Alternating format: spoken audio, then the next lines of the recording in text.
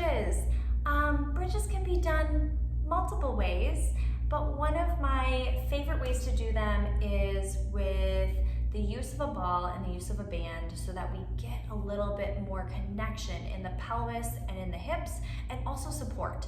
And so if I just kind of demonstrate a traditional bridge, I'll make sure my head's out of the way of the ball, we'll use that in a second. Okay, so if I just demo a traditional bridge, as you lift the hips up, I want you to think about the collarbones are open. You're lengthening your arms, okay? So not this whole shoulder shrug thing, which we all want to do. Lengthen your arms and press your arms down into the ground.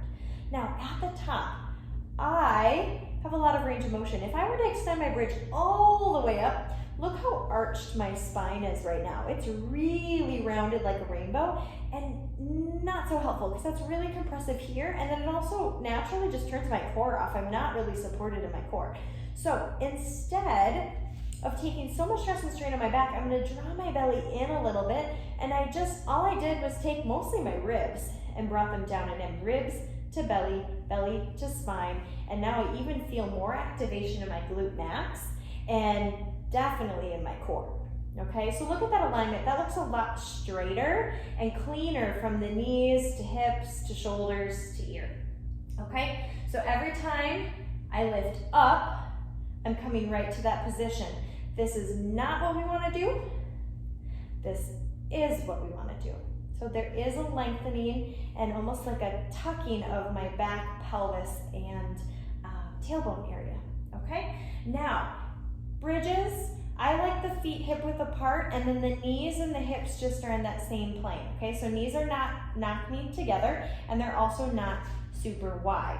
Okay, I see a lot of that too. So just think about where your hips are in space, put your feet in that same width, and then let your knees be there as well. To help with that, and a little inner thigh work, we're gonna use a ball. Okay, so all we're gonna do is as you exhale, press up, inhale, lower. You're either gonna go halfway down or barely touch your cheeks to the ground. Exhale, lift back up. Inhale, lower. As you exhale, lift. Really press down into your heels. Find your glute max, which is the base of your seat. That's what's doing a lot of the lifting and lowering, and it's your core system that really just helps to keep the alignment of your hips, your pelvis, your spine, and keep everybody happy. Now the breath is important here. No breath holding. We want the core engaged. We want the breath involved. Exhale, lift. Inhale, lower. So that's what bridges look like with the ball. Now if you do this at home, you don't have a fancy ball, use a paper towel roll or a pillow, or a small child's ball works really great, but you'll feel how you get your inner thighs working as well, and that's also really helpful for just general health and stability and strength of your pelvis.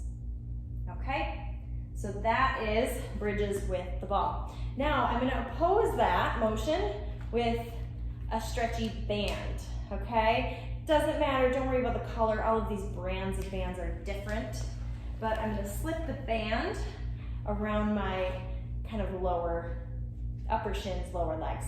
Now, if you put the band above your knees, and I want you to clear your kneecaps, no bands over the kneecaps, but if you go above the knees, that's a little bit easier, okay? So that could be a starting point.